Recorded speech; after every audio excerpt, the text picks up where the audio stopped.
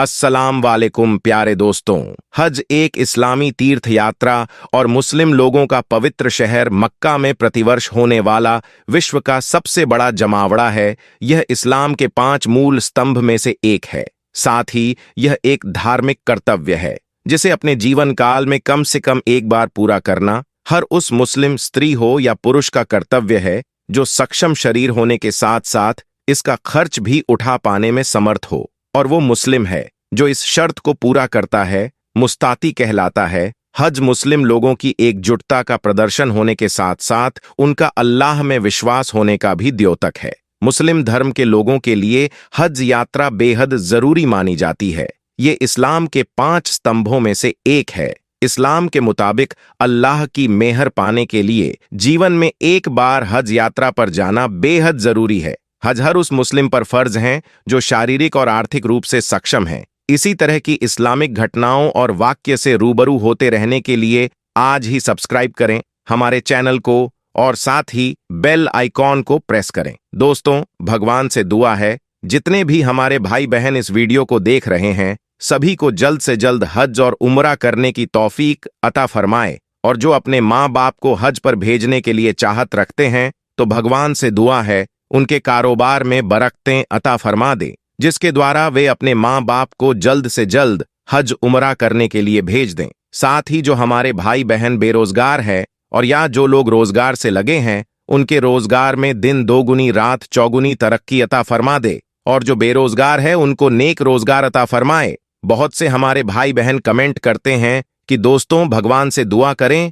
कि जितने भी हमारे भाई बहन जो बे औलाद हैं भगवान उनको नेक साहब औलाद अता फरमाए। तो चलिए दोस्तों, आज हम जानेंगे कि भारत के प्रधानमंत्री नरेंद्र मोदी ने हज को लेकर के क्या बड़ा ऐलान कर दिया है। क्या 2024 में हज पर जाने वाले लोगों का खर्चा कम होगा? तो प्यारे दोस्तों, आपको बता दें कि इंडोनेशिया के बाद भारत से सबसे ज्यादा हज करने के लिए लोग जाते हैं और उम्रा करने के लिए जाते हैं। फिर आपको बता दें कि दोस्तों हज का प्रोग्राम 2023 का कंप्लीट हो चुका है। अब 2024 के हज के फॉर्म कब भरे जाएंगे, लोग इसके बारे में जानना चाहते हैं। साथ ही लोग यह भी जानना चाहते हैं कि 2024 में हज पर जाने का कितना खर्चा होगा, क्योंकि 2023 के मौके पर आपको बता दें करीब 4 लाख रुपये लोगों का खर्चा हुआ। लेकिन आपको बता दें लोगों का कहना है कि फैसिलिटी 2023 में लोगों को अच्छे से नहीं मिल पाई। जहां पर आपको बता दें कि मीना के टेंट में रहना था,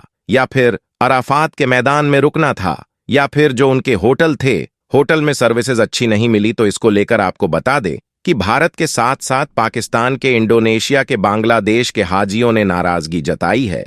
लेकिन इसी को लेकर के दोस्तों भारत की तरफ से एक बहुत बड़ी खबर आ रही है। भारत के प्रधानमंत्री नरेंद्र मोदी ने हज को लेकर के बड़ा ऐलान कर दिया। तो जानेंगे पूरी डिटेल। विजन 2030 के अकॉर्डिंग भारत के साथ साथ आपको बता दें करीब 170 मुल्कों से जो लोग हज करने के लिए या फिर उम्रा करने के लिए आते हैं उनकी संख्या दिन भर बढ़ती चली जाएगी, क्योंकि 2030 तक करीब 1 करोड़ हाजियों को हज पर बुलाने का टारगेट रखा गया है। तो अभी आपको बता दें कि होता क्या है दोस्तों, अलग अलग देश में कोटा तय होता है। भारत से आपको बता दें इस बार करीब 1,70,000 से ज्यादा लोग हज करने गए। तो पाकिस्तान से भी आपको बता दें करीब 1.5 लाख से अधिक लोग हज करने गए। इसी के साथ आपको बता दें कि बांग्लादेश से और इंडोनेशिया से तो सबसे ज्यादा हज करने के लिए अगर कोई जाता है तो वह इंडोनेशिया के लोग हैं। साथ ही आपको बता दें कि बांग्लादेश में करीब दोस्तों 119 से अधिक लोगों का इंतकाल हो गया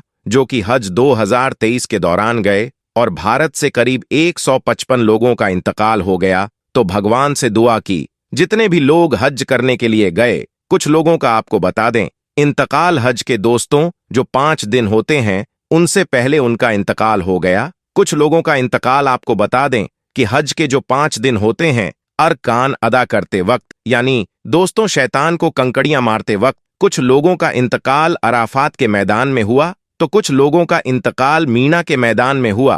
तो भगवान से दुआ है जितने भी उस्ताद इकराम हज पर गए उनका इंतकाल हो गया, सभी को जन्नतुल फिरदौस में अच्छे से अच्छा मकाम अता फरमाए, उनके घर परिवार वालों को सवरे जमील फरमाए। तो आप कमेंट करके बता देना आपके घर से हज 2023 पर अगर कोई लोग गए हैं तो अभी तक उनकी वापसी हो पाई है या नहीं, क्योंकि आपको बता दें कई लोग हज पर गए हुए हैं जो कि अभी तक वहां पर लापता है, जो कि नहीं मिल पा रहे थे।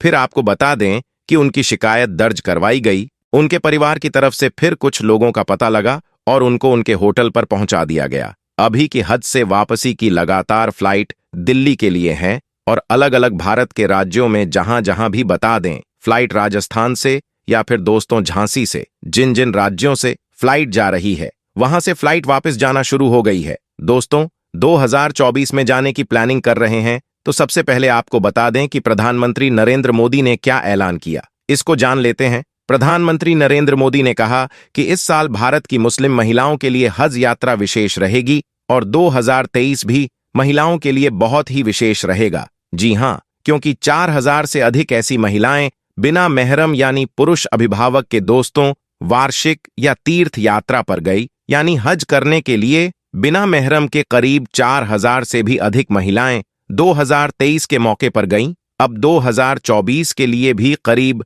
10,000 ऐसी महिलाएं जाने के लिए तैयार होंगी जो कि बिना महरम के जा सकती है। पहले क्या होता था कि कुछ जो औरतें थीं जिनके शौहर का इंतकाल हो गया या फिर उनके शौहर किसी कार्य में बिजी हैं, वह अभी हज करने की चाहत नहीं रखते हैं, तो ऐसे में औरतें तो जाना पसंद करती थीं लेकिन उनको जाने का मौका नहीं मिल पाता था। तो अब सऊदी अरब ने यह ऐलान कर दिया कि बिना महरम के किसी भी देश से महिलाएं आ सकती हैं। तो इसमें 2023 के मौके पर करीब 4000 महिलाओं ने हज किया। इनमें भारत की कई महिलाओं का इंतकाल हो गया तो वह अपने अपने घरों वापस नहीं आ पाई, और जिनका इंतकाल हुआ तो वहां के कब्रिस्तान में उनको सुपुर्दे खाक किया गया, और मदीना मुनावारा में जिनका इंतकाल हुआ उनको मदीना मुनावारा के कब्रिस्तान में सुपुर्दे खाक किया गया। आपको बता दें मुस्लिम महिलाओं से दोस्तों कई पत्र मिले हैं और जिसमें उन्होंने इस साल हज के अपने अनुभव को साझा किया है।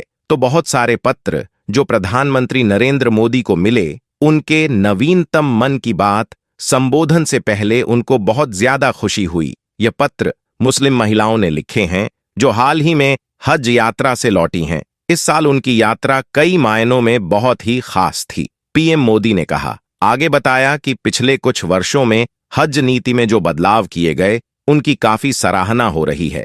मन की बात के माध्यम से मैं सऊदी अरब सरकार का भी हृदय से आभार व्यक्त करता हूं। प्रधानमंत्री ने कहा, बिना महरम के हज पर जाने वाली महिलाओं के लिए विशेष रूप से महिला समन्वयक नियुक्ति की गई। हमारे मुस्लिम बहनों ने मुझे इस बारे में बहुत कुछ लिखा। अब अधिक से अधिक लोगों को हज पर जाने का मौका मिल रहा है। तो दोस्तों जो 2024 का जो हज का प्रोग्राम शुरू होगा तो इसमें महिलाएं भी ज्यादा से ज्यादा जा सकेंगी, जो कि अगर बिना महरम के जाना चाहती हैं तो वह महिलाएं आवेदन कर सकती हैं सऊदी अरब की तरफ से। अब रिलेशन वीसा भी इशू किए जा रहे हैं। जो कोई आपके रिश्तेदार वहां रह रहे हैं वो अपने दोस्तों आदि को बुला सकते हैं। जो रिलेशन वीजा होते हैं वो काफी सस्ते होते हैं। बता दें कि उमरा पर जाने वाले लोगों को पहले ऐप के जरिए टाइम लेना होगा। सऊदी गजट ने अपनी रिपोर्ट में बताया कि लोग विजिट सऊदी अरब पोर्टल के माध्यम से अपना वीजा ऑनलाइन प्राप्त कर सकते हैं या फिर एयरपोर्ट पर तुरंत पहुंचने पर अपना वीजा ले सकते हैं। रिपोर्ट में कहा गया है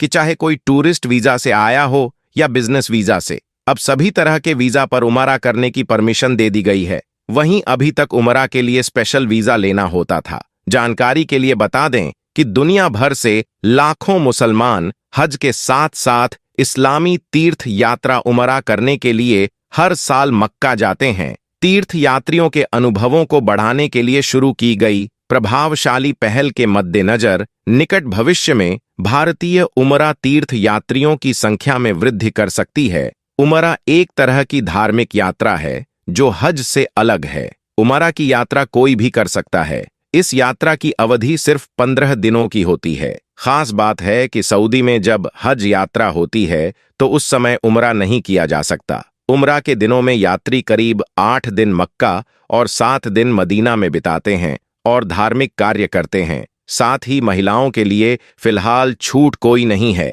चाहे पुरुष वर्ग लोग जाना चाहते हैं या फिर महिला वर्ग जाना चाहती हैं, उनके लिए जो टिकट प्राइस है वह एक ही है। भारत के जो अलग अलग राज्य हैं राज्यों के अकॉर्डिंग उत्तर प्रदेश में करीब दोस्तों 3,90,000 रुपया से लेकर के 4,07,000 तक 2023 के मौके पर जमा हुआ। अब 2024 के मौके में इसमें कुछ कटौती की जा सकती है। कुछ सुविधा आपको प्रोवाइड करवाई जा रही थी, उनमें कुछ फैसिलिटी को कम किया जा रहा है। बहुत से इकराम कह रहे थे जो कि हज कमेटी की तरफ से हमको सुविधा दी जा रही है। यह सुविधा अगर हम अपने हाथ से खरीदें, यहाँ पर अपने हाथ से इन चीजों को प्रोवाइड करें तो हमें कम खर्च होगा। तो इस वजह से करीब 50,000 तक आपका कम खर्च हो सकता है। तो आप भी अगर हज पर जाने की तैयारी करें तो सबसे पहले अपना पासपोर्ट बनवा करके रेडी रख लें, क्योंकि पासपोर्ट ही आपकी मेन कड़ी है। अगर आपके पास पासपोर्ट है, जब भी आपके पास पैसा है और जाने का प्लान बनाएंगे